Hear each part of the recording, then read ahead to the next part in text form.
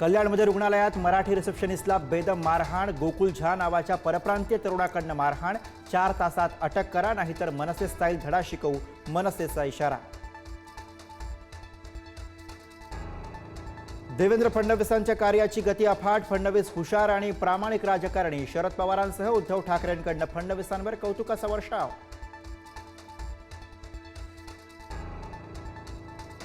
शेतकऱ्यांकडनं शासन 1 रुपया घेतं, शासन भिकारी आहे, कृषी मंत्री माणिकराव कोकाटेंचं पुन्हा वादग्रस्त विधान. तर मंत्र्यांनी असं वक्तव्य करणं चुकीचं, मुख्यमंत्री फडणवीसांनी पुन्हा टोचले कान.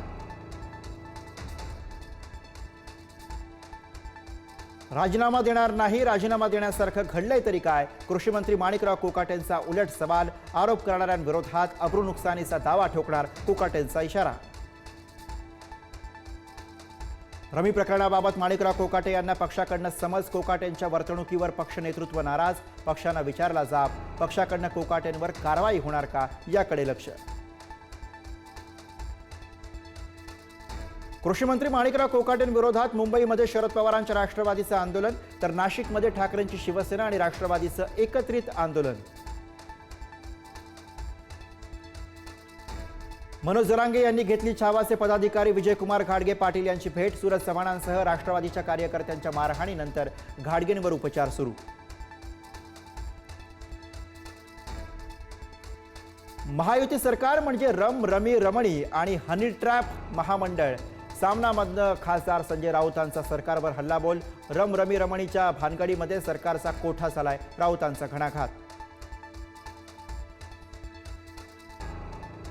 शोकेश कदमांच्या आईच्या नावावरील बारमध्ये अश्लील डान्स चालतो, अनिल परबांचा आरोप.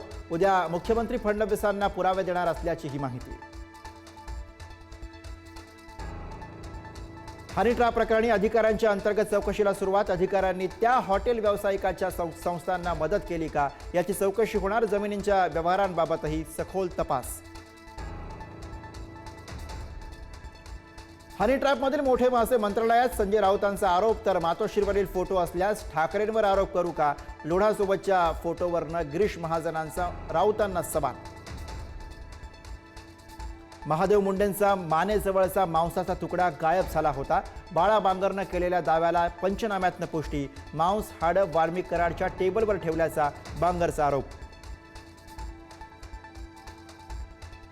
वाल्मिक कराडच्या दोषमुक्तीचा अर्ज फेटाळला, संतोष देशमुख हत्या प्रकरणाची पुढची सुनावणी 4 ऑगस्टला, कोर्टाचा वाल्मिकला दिलासा नाहीच.